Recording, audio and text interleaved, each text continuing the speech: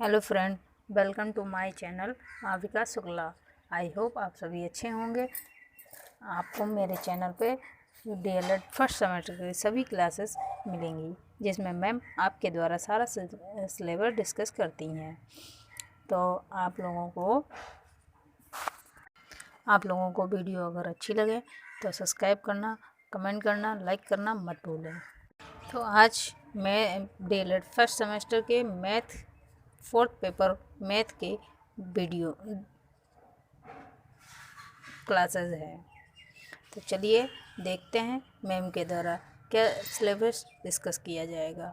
और हाँ, आप लोगों को फर्स्ट सेमेस्टर की सारे सब्जेक्टों को पीडीएफ 800 के क्लास पे मिलेंगी। वहाँ पे उसकी लिंक दी हुई है, उस लिंक में वेबसाइट की लिंक दी हुई है, उस पर आप लोग जाके अपने पीडीएफ सारी ले सकते हैं।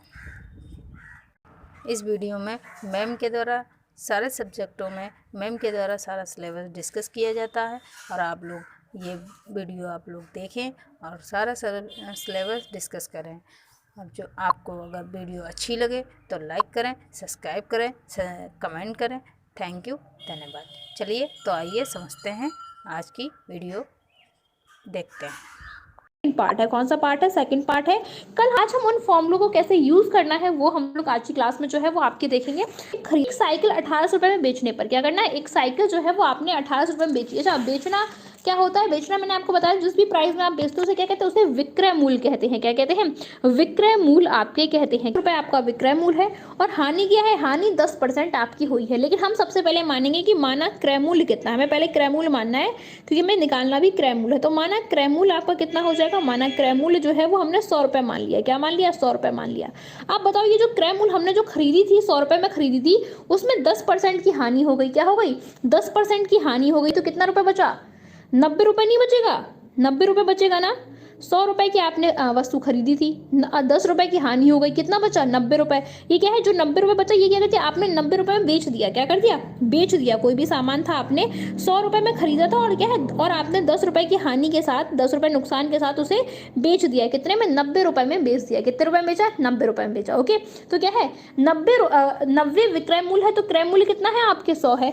जब 90 रुपए का ये विक्रय मूल्य कितना है? 90 रुपए जो है वो विक्रय मूल्य है। ओके, यहाँ आ जाइए। 90 रुपए है आपके, तो क्या है? तो क्रय मूल्य कितना होगा बताइए? तो क्रय मूल्य कितना है? हमने कितने में खरीदी थी आपके? तो क्रय मूल्य जो है वो 100 रुपए नहीं है आपका। क्या है?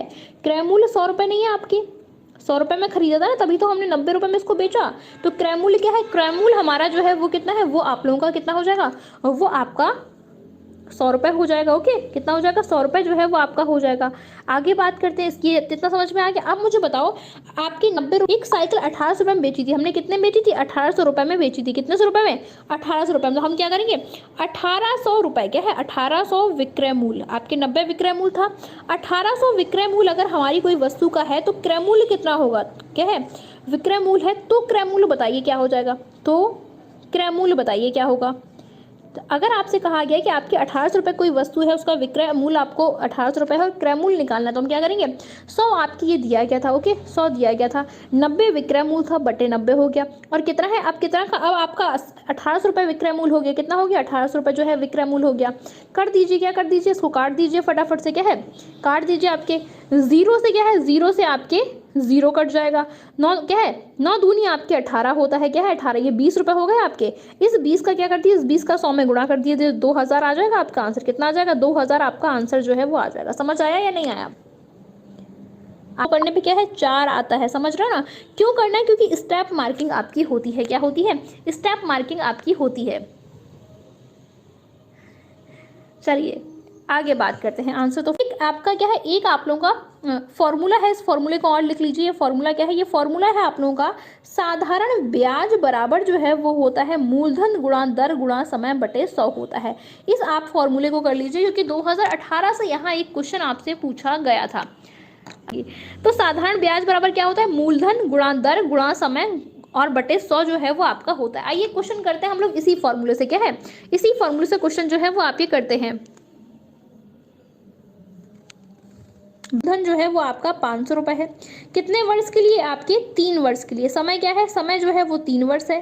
12 वार्षिक आपके ब्याज से दर कितनी है, 12% आपकी दर है, क्या है 12% आपकी दर है आपको, और निकालना है क्या है साधारण ब्याज। फटाफट से लगाइए, फटाफट से क्या है, फटाफट से लगाइए आप, फॉर्मूला आ जाएगा आंसर, फॉर्मूला लगाइए, आपका आंसर जो है वो आ जाएगा।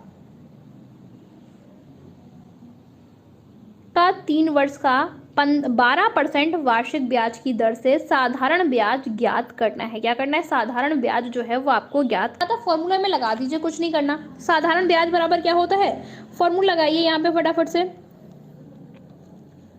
साधारण ब्याज बराबर जो है वो आपकी क्या होता है, तो साधारण ब्याज बराबर जो है वो आपका होता है क्या, मूलधन होता है। क्या होता है, मूलधन जो है वो आपका होता है, इंटू आपका दर होता है, इंटू समय होता है, और थर्ड क्या, अपॉन आपके 100 होता है। ओके, समझ आ गया आपके। हमें दिया क्या क्या, हमें साधारण ब्याज आपके निकालना है। क्या करना है, साधारण ब्याज जो है वो हमें निकालना है। उसके बाद क्या है, उसके बाद 500 रुपये क्या है, 500 रुपये जो है वो आपकी क्या है, वो मूलधन है, तो 500 रुपये क्या है, मूलधन हो गया। दर कितनी है आपकी, दर जो है वो क्या है, दर जो है वो आपके 12% की दर से लिया जा रहा है। समय कितना है, 3 वर्ष के लिए दिया जा रहा है, और बटे क्या है, बटे 100 कर दीजिए। क्या कर दीजिए, 100 कर दीजिए। 0 से 0, 0 से 0 आपके कट जाएगा। आप क्या है, आपको कुछ नहीं करना, मल्टीप्लाई बस कर देना है। क्या है, मल्टीप्लाई बस कर देना है।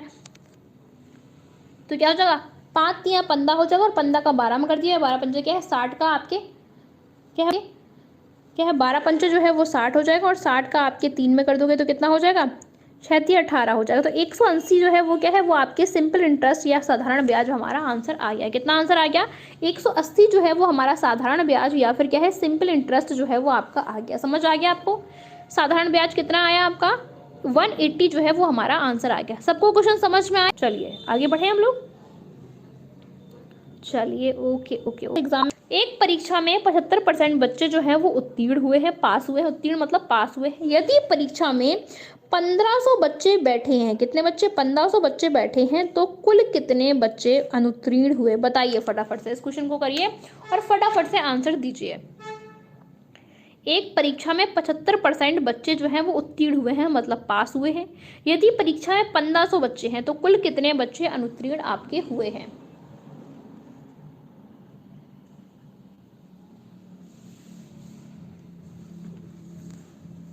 आइए बात करते हैं इस क्वेश्चन को, समझते हैं इस क्वेश्चन में कहा क्या गया है। कहा गया है एक परीक्षा में 75% बच्चे उत्तीर्ण हुए, कितने बच्चे हैं, और बैठे बच्चे कितने हैं, टोटल 1500 बच्चे बैठे हैं। तो क्या है आपके परीक्षा में बैठे बच्चों की बात करते हैं। आइए हम लोग क्या है यहाँ पे हम लोग करते हैं परीक्षा में, उस तरफ करते हैं। आओ, परीक्षा में बैठे बच्चे क्या है,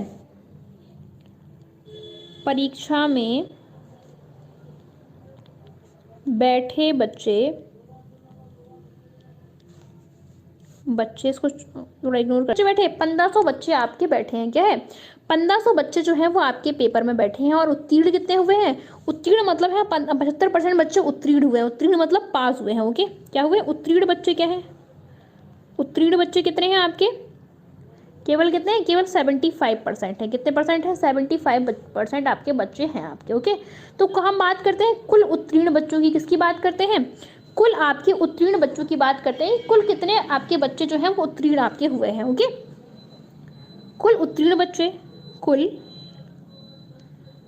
पास बच्चे। ओके, टोटल बच्चे कितने थे आपके, टोटल बच्चे कितने थे, 1500 बच्चे टोटल थे। ओके, उसमें से क्या है, उसमें से केवल कितने परसेंट, उसमें से केवल आपके 75%, कितने परसेंट, 75, और परसेंट का मतलब होता है आपके 100। क्या है, परसेंटेज का मतलब होता है 100।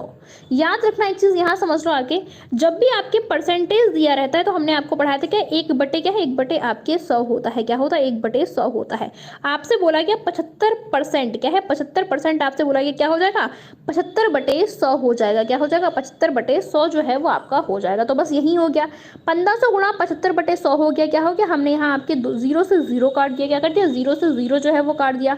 और तो क्या हम गुणा करेंगे तो कितना जो है, जब गुणा करेंगे तो आ जाएगा आपका 1100, क्या 1125 बच्चे जो हैं वो क्या हुए, वो आपके पास हुए हैं। ये कितने हुए, ये पास बच्चे हैं, उत्तीर्ण बच्चे। हमें निकालना क्या है, हमें निकालना है तो कुल कितने बच्चे अनुत्तीर्ण हुए हैं। क्या है, अनुत्तीर्ण हुए हैं। हमें क्या पता चल गया, हमें ये पता चल गया टोटल बच्चे कितने थे। आइए, क्या है टोटल बच्चे कितने लोगे, आ जाओ, क्या है कर लोगे। चलो इसी बात पे मुझे एक क्वेश्चन और करके बताओ, क्वेश्चन क्या है, हो जाएगा आपके 25 को दशमलव में लिखना है, क्या 25% को, परसेंट का मतलब क्या है 25 और परसेंट का मतलब है आपके 100, क्या है 100 है आपके। मैंने आपसे कहा जब 2 दशमलव हटाते हैं तो क्या लगाते हैं, 1 दशमलव हटे, 1 जीरो आपके हटेगा तो दशमलव लगेगा, दूसरा जीरो हटेगा तो दशमलव लगेगा, तो क्या है आपके 2 जीरो हटेंगे तो क्या है 0.25 आ जाएगा, क्या है 0.25 आ जाएगा। कोई राइट आंसर है क्या, हाँ बिल्कुल है, आपके 4th आंसर जो है वो राइट हो जाएगा। 1 नंबर का सवाल था 2015 एग्जाम में, 1 नंबर कंफर्म हो गया आपके, समझ गए ना, हो गया। ये मुझे बताओ कि सॉरी 8 चैप्टर था, ओके 8 चैप्टर था, 8 चैप्टर हमारा कंप्लीट हो गया। मुझे ये बताओ कि 8 चैप्टर आपको समझ में आया या नहीं आया। 8 चैप्टर बहुत इंपॉर्टेंट तो नहीं था, लेकिन 1-2 क्वेश्चंस आपके 8 चैप्टर से आते हैं जो मैंने आपको बताए हैं।